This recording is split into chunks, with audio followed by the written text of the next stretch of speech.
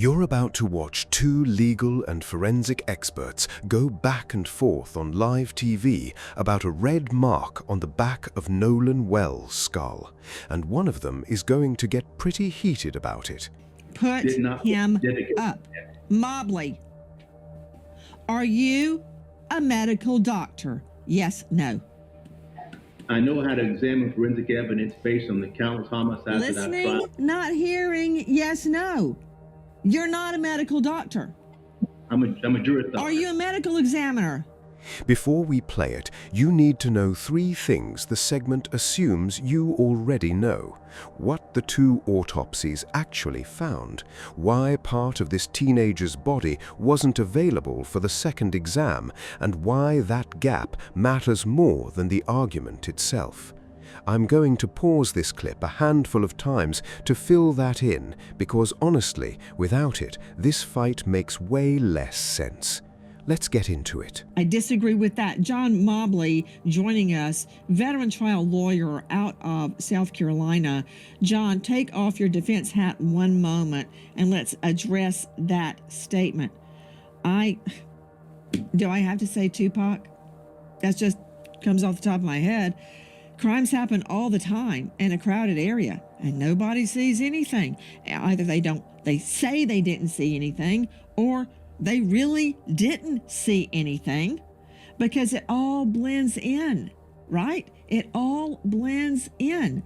I've had a little boy thrown off the third level of the Mall of America almost to his death. He did die and he was brought back to life. Nobody saw what happened. A guy threw him over. People were all over the mall. The food court was crowded. Nobody saw. I had like 2 witnesses.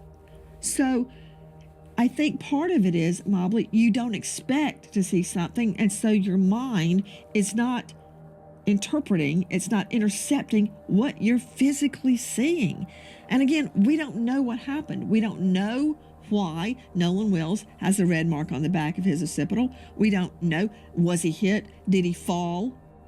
Then fall off a boat? It could have been any number of things. Some nefarious, some an accident, some negligent. Okay, quick pause here. 2 things worth flagging. First, the no one saw anything debate isn't unique to this case. It's a real, well-documented phenomenon in eyewitness psychology called inattentional blindness. Crowds don't register events as significant in real time unless something specifically cues them to pay attention. That's a legitimate point, not a talking point invented for this show. Second, that red mark on the occipital Nancy just mentioned, that's not a rumor. That's a real documented finding from Nolan Wells' second autopsy, done by an independent forensic pathologist named Dr. Roger Mitchell. He's a big deal. He's the former chief medical examiner of Washington, D.C. and current president of the National Medical Association. Wells's family hired him after growing frustrated with how little information the official Mississippi State autopsy had shared. Here's exactly what his report says, word for word. A focal area of red discoloration in the soft tissue of the back of the head, occipital region. No fractures, no lacerations of the skin, no fractures to the skull underneath it. So, going into this next segment, that mark is real, it's documented, and it's the single thing this entire panel argument is going to circle around. My point is, just because there's a lot of people around, that does not guarantee you witnesses, Mobley. You know that better than anybody with all the cases you've tried. Well, Nancy, I got to call it like I see it. I think there are 2 things I want to say to address that. The first part, I would agree with you that, yes, a lot of people can be around and they can notice something, and something can happen rather, and people not see it. However, I think the way that the human mind works, we would all agree, is we perceive things all the time, okay? And we may perceive something that at the time we perceive it, it is not deemed significant. However, in this case, I do believe that if someone did see something that they didn't pay particular attention to involving Nolan Wells, once all of this has come out, the way the mind works is it'll trigger what they saw before, because now it becomes significant. Okay, so I do agree that people can perceive things and not pay attention to them, but when something significant happens later, sort of like being robbed, you're not paying attention what everybody's wearing, but if when somebody robs you and later on you have to recall what that person is wearing, what they look like, you can recall it because it's important at that point. But at the time they perceived it, it was not important. So that's what I want to make sure I discuss. And I do want to address, you talk about the red mark on the back of his head. I mean, I think that is a red herring. That's something that everybody kind of latched onto because they're so desperate for any information that might be related to the cause of his death. But even the own pathologist that conducted the autopsy did not him up. Mobley, are you a medical doctor? Yes, no. I know how to examine forensic evidence based on the countless homicides that I've Listening, tried. not hearing, yes, no. You're not a medical doctor. I'm a juris doctor. Are you a medical examiner? So Mobley's position here is basically this discoloration doesn't mean anything, and the public is reading too much into it. Is that a fringe take? No, actually it lines up with something Dr. Mitchell himself wrote in the report.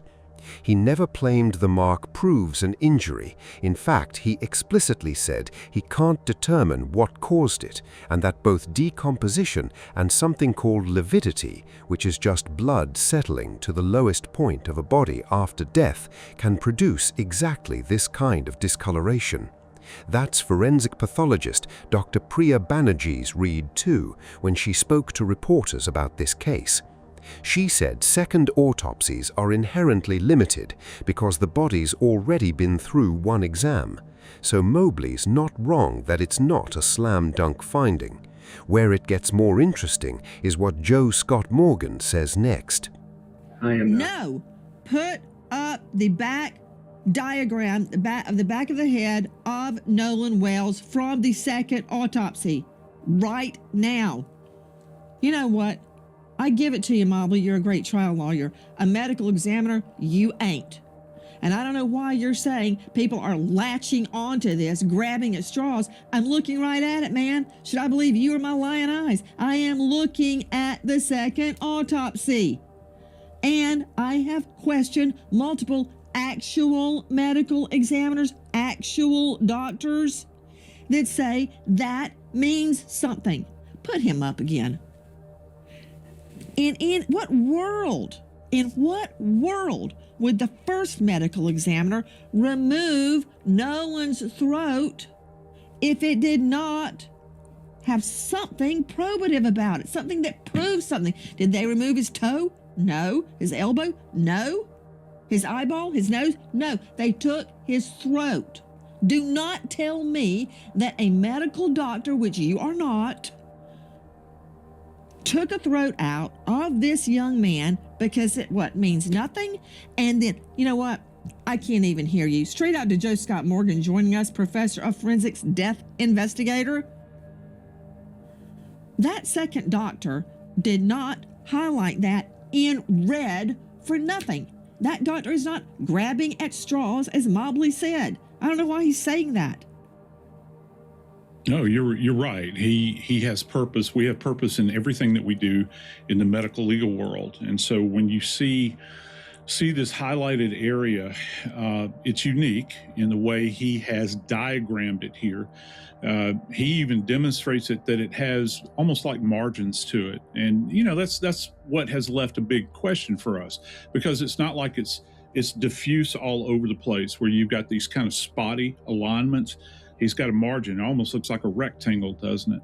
Well, when we begin to see things like that, we think about patterns. And that's some of the questions that have yet to be answered. But what he does say in his relative to the second examination is that he did a multi-layered dissection. Now, this area had not been dissected by the ME's office in Mississippi. So what he's doing is he's going layer by layer. We're talking about the skin. We're talking about the sub-Q fat.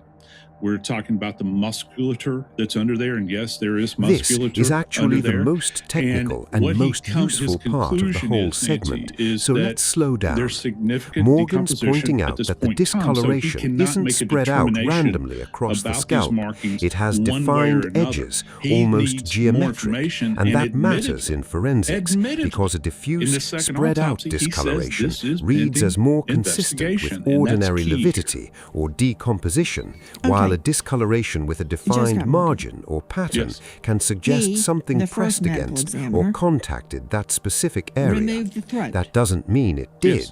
It means it's No the other kind part of of the body, finding all a except for the pathologist lungs, flags for removed the further throat and workup the rather than lungs. dismisses We know outright. why he took the lungs. And he's I don't also have to right be about a one death investigator procedural like yourself detail. with 10,000 Mitchell's death report investigations says under my this belt was the first time to know why he that took the area lungs, to had see if actually no been one drowned. dissected layer But by the layer, fact that someone skin, has fat, a lung muscle, full- lungs because full the of water original Mississippi does not tell me autopsy how they got hadn't gone in that the deep in water. that specific Did he spot. fall?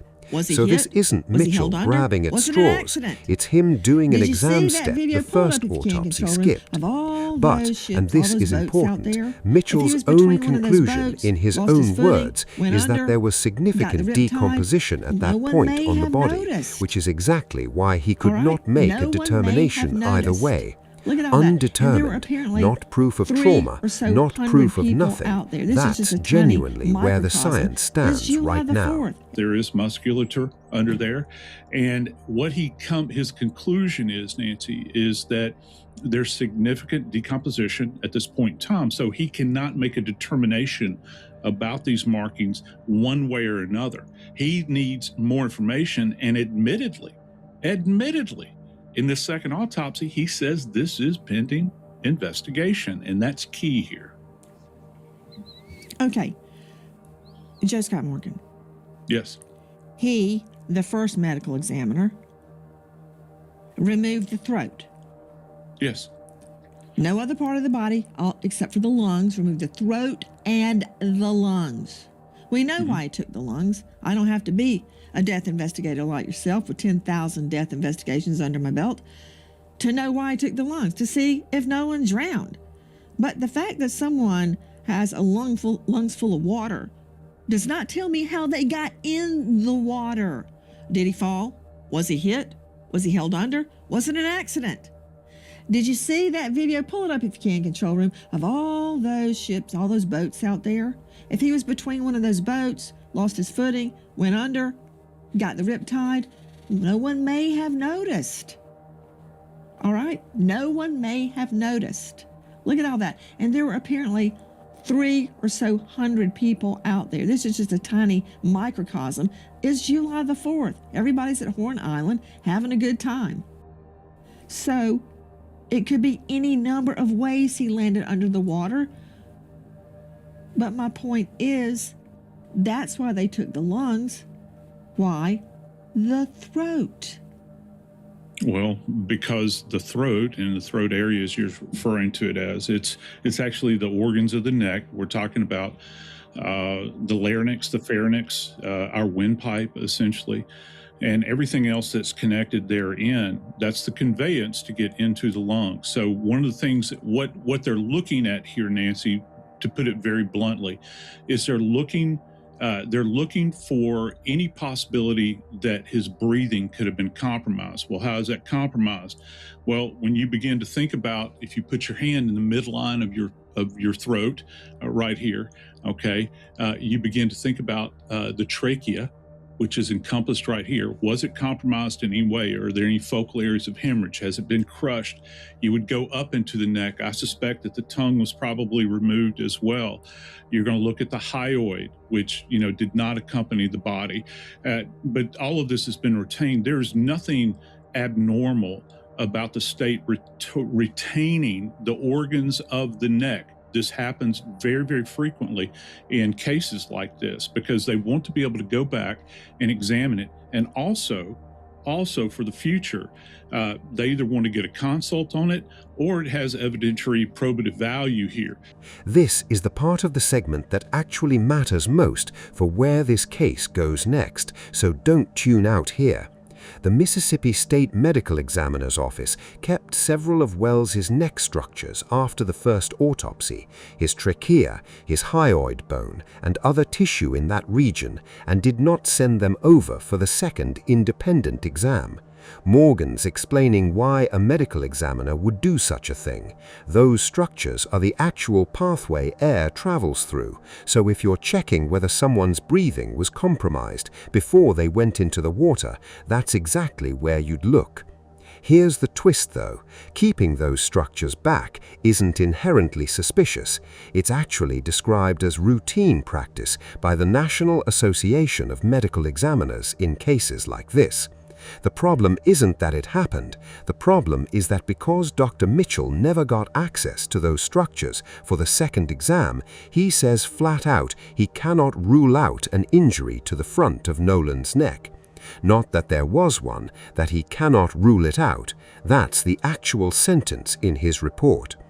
So, strip away the back and forth, and here's where the real case stands as of right now. 2 autopsies, 2 undetermined rulings. The state's toxicology results still haven't been released. Dr. Mitchell himself said the real question, was Nolan conscious when he entered the water and was he forced or not, can't be answered by an autopsy alone. This is headed to a Mississippi grand jury. That's the actual state of the evidence. Everything you just watched these two go back and forth on is real, documented forensic disagreement, but neither side has proof of what happened to Nolan Wells. Nobody does yet. If you want me to break down the next segment of this case the same way, pull the actual reports, fact-check the claims in real time, let me know in the comments, and I'll keep this series going. Subscribe for more updates on Nolan Wells.